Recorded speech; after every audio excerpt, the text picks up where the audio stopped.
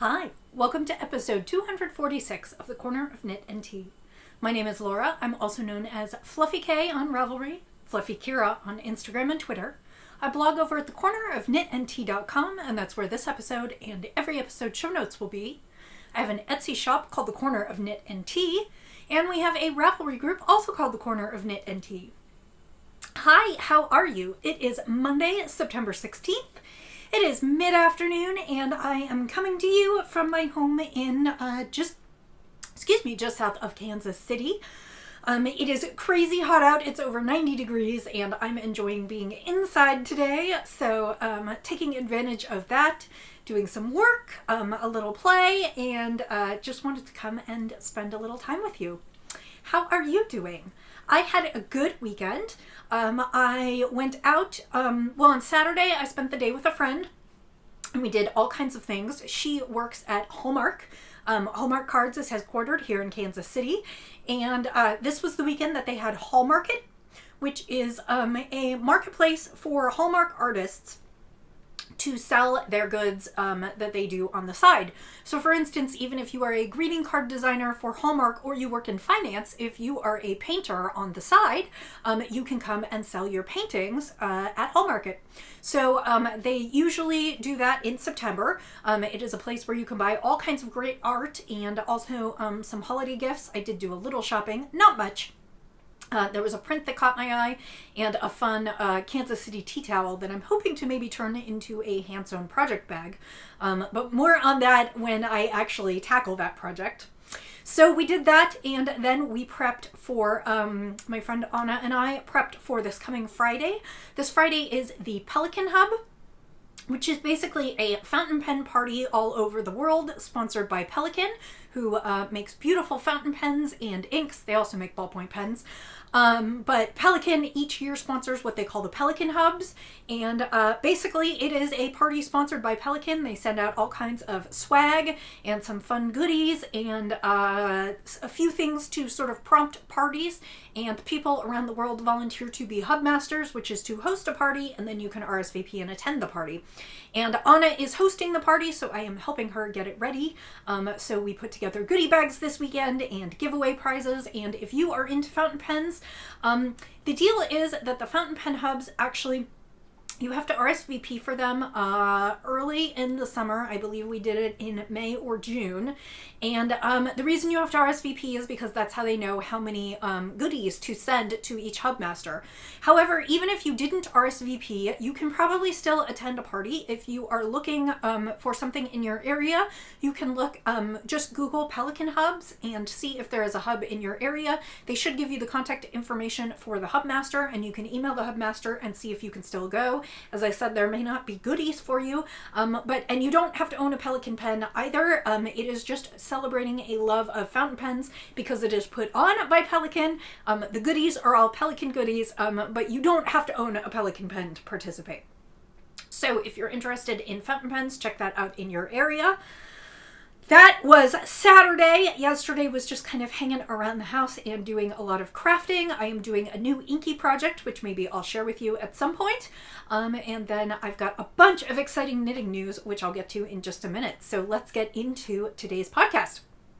Today I am drinking tea that I found in my collection. It is a David's tea. It is called Jour de Neige, which translates to snow day. It looks like it is a black tea. It's got some chocolate and peppermint in it. It was just a little one of the samplers from one of their tea vent calendars last year, or from possibly the winter sampler. I have a few different flavors that a friend gave to me, and so I am drinking that today in my tentacle mug. I'm sure I showed you this. I probably used this one last week and or the week before, but I just keep washing it and refilling it because I love it so much. So it is currently my mug du jour. That is from Semi-Cool Ceramics, who is Julia. I'll put a link in the show notes, and these are her tentacle mugs, and I just love them. So let's talk about the most exciting news, which is my pattern is live today. The pattern is Salmon Run. It is a shawl that you have seen before because I have knit it, but I have shown it many times before and talked about the design process, but it is live today. The Salmon Run shawl, which was named by a friend of mine, is made in 2 colors of Manos del Uruguay Alma, which is their new fingering weight singles merino. It is beautiful and squishy, and the colorways I used are, the dark one is Mercy, and the light one is Inspiration, I believe. There is a whole review on my blog and discussion of the pattern design. This is a squishy garter stitch crescent shaped shawl, and then it has some short row shaping for all the fun wedges. And I kind of tried to play with the color blocking to give it kind of an interesting look. The pattern is free. It is listed on Ravelry, although you have to go to an external site. It is a free giveaway with a sign up for the Ukeland newsletter. I designed the pattern for them. And for the first 6 months, it will be available exclusively through Ukeland. You'll need to sign up for the free newsletter to get a copy of your pattern. As soon as you enter your email address, you'll get a download PDF button, and you can download it right there. For those of you who do not want to sign up for a mailing list, it will be available free from Ukeland forever, but then I will sell it in my Ravelry store. I will be selling it after 6 months. So if you do not want to sign up for a waiting list, or sorry, a newsletter, you can wait and it will be available for purchase later on. The one thing that I will note about this shawl is that Alma, which is, as I said, Manos del Uruguay's new fingering weight single. Alma comes in kind of supersized skeins. 100 gram skein is 546 yards, and I used about 85% of that. So the one thing that I will caution you is, unless you want to make it in multiple colors, 400 yard sock yarn skeins will not be quite enough to do the pattern as written. Of course, you can always substitute in other colors for the color blocks, and add more color in when you run out. So, but I will just tell you, it was done in Alma. A skein of Alma is $30, and I used 2 for my shawl. So that is the news for today. You'll see it everywhere. It is on the blog. It is on my Instagram account. It is on Ukeland's Instagram account. So if you're interested, please go get yourself a copy. I would love to see if you made one. If you made one, please remember to tag me, because I would love to see what you do. So that is the Salmon Run shawl. So let's talk about what's on my needles. The first thing that is on my needles that I keep talking about, but the yarn came in and I have had a lot of progress on it, is a sweater for Roxy. And I am a bad podcaster and did not bring the pattern designer name. The pattern is called Arctic Coast, and I will put the link in the show notes to it. It is a pattern available in a variety of sizes from about 6 months all the way up to 8 or 10 years. And it is written for DK weight, and it is just a simple top-down raglan sweater meant to be done in striping.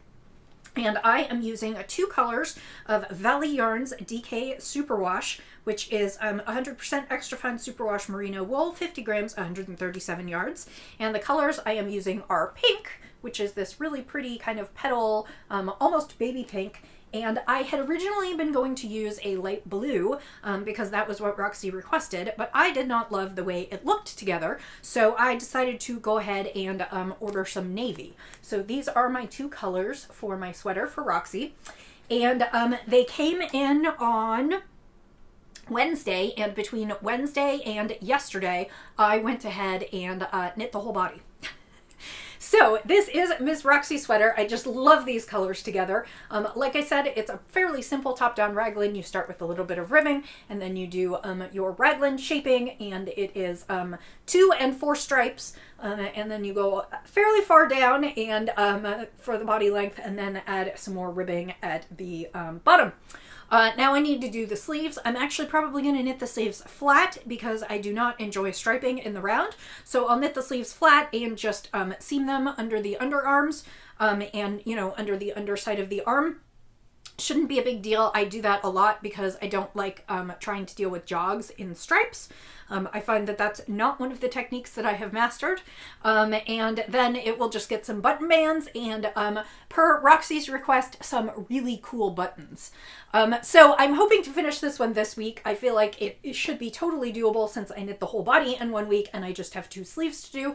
As you can see, I held the sleeves on waste yarn and I already actually put the needle back into for this sleeve, but I didn't have time to start it last night. So I went ahead and worked on this a lot this week, and again, I hope to finish that this week. And then I hope to do a second one, basically the same, but in slightly different colors. The colors that I am using for Miles are this blue, which I had also ordered for Roxy's, but I just decided the pink and the blue together looked kind of babyish to me, and I really wanted to give her, when I was a kid, I always wanted to look like a grown-up. And while we can talk about all the ways that children are kind of pushed into adulthood in grown-up clothes. While I do not believe in designing grown-up wear for children, I definitely like the idea of a slightly more sophisticated sweater, and so I have no problem with knitting her a sweater in slightly more sophisticated colors that might make her feel a little bit more grown-up. I don't know if I'm explaining that correctly, but it's just a feeling that I have. But so I have a lot of this. This is the same Valley Yarn Superwash DK, and this one is in Boy Blue. That is the name of the color. I did not put that there. So Boy Blue, and then I also have, I believe this is a charcoal gray. Oh, this is called Steel Gray. So Boy Blue and Steel Gray. And Miles is basically going to have the same sweater pattern. It's just going to be in his size and in his colors, and also some really cool buttons. And I will tell you, the really cool buttons are the same for both cardigans, because I remember what it's like to have a sibling when you're tiny. So if I finish Roxy's this week, then this is what I will go ahead and start on. Again, I'm making these for the kids' birthdays. Roxy will be 6 in October and Miles will be 3. So I'm looking forward to getting these done. And then the extra blue that I have that I didn't use for Roxy's cardigan, I'm going to use to make a hat and mittens for her. So I still have my work cut out for me. We have 2 weeks left, or almost 2 weeks, including today, left in September. So I am just going to keep knitting. I'm hoping to finish their sweaters. I might get started on their winter gear if I can. I have more samples to knit in October, so I'm going to get as much done as possible this month. So that is one of the whips that I'm working on. The other whip is something that I showed you last week and talked about, and then I've completely changed my plans since then. Last week, while I was waiting for Roxy's yarn to arrive, I talked to you about how I was dying to sort of knit something for me. And I had picked out the Esjan or Esjan. I don't know exactly how to pronounce it. It is Esjan. It is a pattern by Stephen West Knits. It is one of his older patterns. I believe it came out in 2013. And it is a pattern for 3 skeins of worsted weight. I have sort of compromised and I'm doing mine in worsted and DK weight, and 2 of the 3 yarns have changed since you last saw them, so I will show you what I have been up to. The pattern is a semicircular shawl, and up at the top it has a section of garter stitch, and that the yarn that I'm using for that is Kelburn Woolen's Germantown. I had bought a skein to try it out. It is their 100% wool, 100% American wool in the colorway Rhododendron, and it is 220 yards. I think it is a very good, I don't want to say substitute, but I think it is a very good alternative to Cascade 220. It's about the same weight.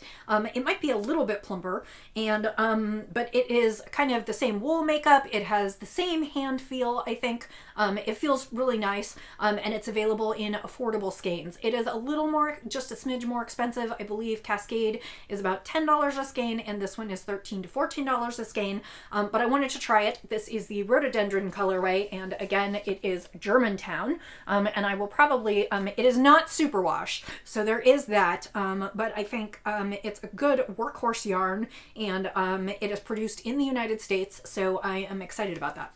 So that is Kelburn Woolen's Germantown. The other two colors that I selected after I sort of started and wasn't super keen on what I was doing. If you remember, I had a charcoal gray, which was a Polworth silk blend from CJ Coho Designs. And then I was going to use a kind of white, slightly speckled yarn, and it was a sock yarn, and I was going to hold it doubled. So I did not like the way the sock yarn looked held double. It just didn't have the look that I was going for. I don't know why, because normally I hold sock yarn doubled and it's no big deal, but I just did not like the way it was turning out. And so I was super disappointed, and that was much earlier this week. I want to say it was like, oh, I know, it was Tuesday night. I was upset Tuesday night because that was okay. So I was waiting for Roxy's yarn to show up, and I had nothing on the needles, which is not entirely true. I had a whole bunch of whips on the needles, but I had nothing on the needles that needed to be done right away. And like I said, I got inspired to knit this. So the first thing that I did was I cast on and I knit the first part of the shawl, which is all one color and garter stitch is a semicircle in the rhododendron. So then I got into the second part, which is two colors alternated for some lace and some garter ribbing, some garter ripples. And I'll show you the whip in just a second. I just wanted to talk about this. And like I said, I started with the other two colors and I wasn't enjoying them. And I was sort of disappointed on Tuesday night when I got to that part and was like, well, now I'm not as excited about this anymore. So I slept on it, and while I was sleeping, I remembered I had a few skeins of various things in my stash, and I expanded my looking to my DK stash. And so I found that I had one ball of Prairie Spun DK, which is in the Rain Cloud colorway, and this is an extra skein that I have from when I knit my Humulus earlier this year. And Prairie Spun DK is by Brown Sheep Company. It is 100% wool. It's a 3-ply yarn, and it's 256 yards. This is the label, and of course this is the colorway. So it's a light gray, and I thought that would look nice with my dark kind of burgundy. And then the third skein that I really decided I wanted to use for a contrast is something completely different that I picked up at my local yarn shop a little bit more recently. And that is Neighborhood Fiber Company Studio DK in the Oliver colorway. So this is a Neighborhood Fiber Company, and it is her Studio DK. And it is a rich gold. So I decided that these three colors were going to be my new colors for my shawl, and I am super pleased with them. So this is where I am at. I knit let's see, I had to use, it was very funny because the first part was all garter stitch, and so I couldn't remember which was the front and the back, so I had to use a stitch marker to mark that. But so the first part is all garter stitch. It's in a semicircle, and it's a little bunched up because the way the stitch increases are, but as soon as I wash it and lay it out to block, I'm sure it will be fine. And then, as I said, we've got kind of some Ripley garter stitch bands and some lace. So this is two of the three lace bands. Basically, I have one more lace band in the gray with these big fun holes in them, and then one final section of the gold. So what I have been doing with this is I worked on this quite a bit until Roxy's sweater got here. And then I have been using it as sort of a carrot and stick approach. So every time I finish a certain section, I let myself do another section. I believe I had the first section and the first band done when her yarn finally got here.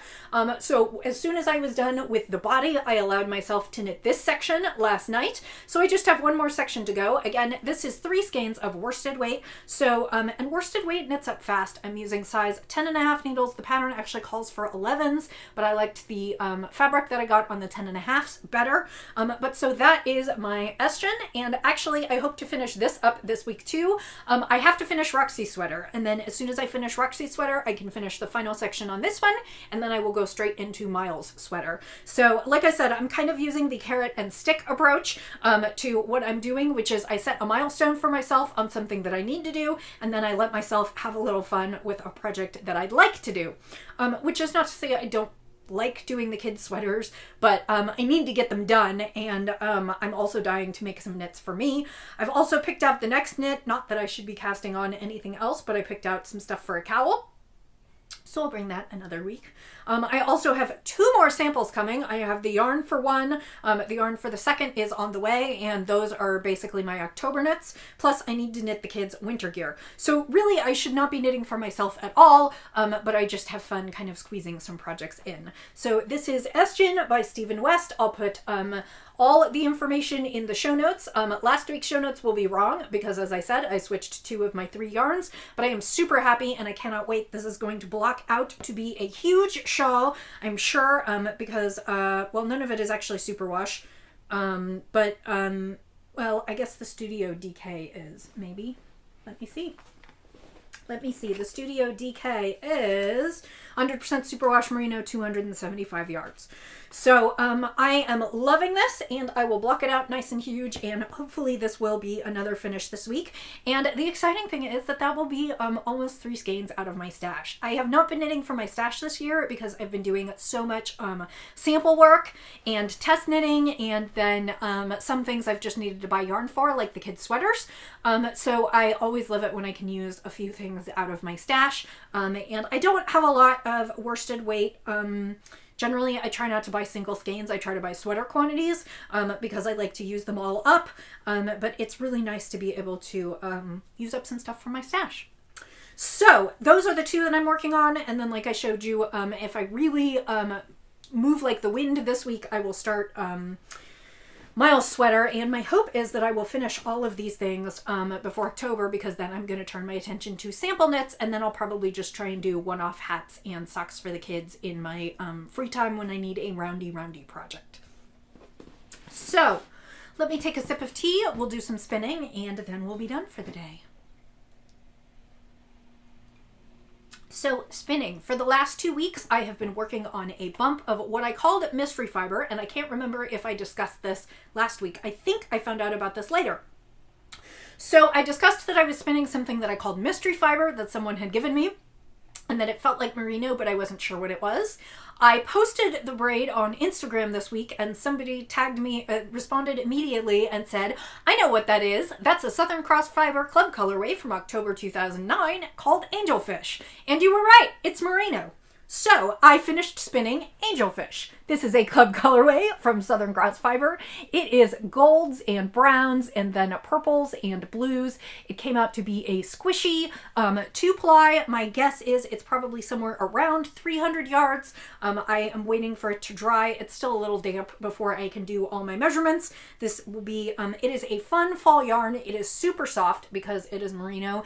It would be lovely up against your neck as a cowl or some kind of fun accessory for fall. It kind of looks very fall-like with, like I said, the gold and purple and some blue and brown, and it will be up in the shop shortly if it is something that you would like, and it is no longer a mystery fiber. So yeah, so I was excited to finish that spin. And then I started my next spin. I only brought one of the little bumps here. The next spin is some Corriedale from Hello Yarn, and it is in the colorway Snappish, which is purples and greens and browns, and I love Corriedale for socks. So I'm trying to spin this one super thin so it can be sock yarn, even if it's sport weight sock yarn. And I think this one will probably go up in the shop, so if you are interested in some hand-spun fall socks, keep an eye out for it. This is just a very small part of it. I think this is 1/8 of the braid. I am spinning a fractal spin, and I am trying to line it up so basically the 2 halves of the skein are equal, so that you could knit you could split the skein in half and then do 2 identical socks. So, and I haven't completely decided exactly whether I'm going to break it into 2 skeins. I might actually do that because that might be easier in the long term. So I haven't completely decided how I'm going to do it yet, but that is what I am working on spinning this week, and hopefully I'll have that ready for next week because fall is almost here and it's time to knit some hand-spun socks. So I think that is it for this week. I am busy, but I am having a good time and I am doing lots of crafting.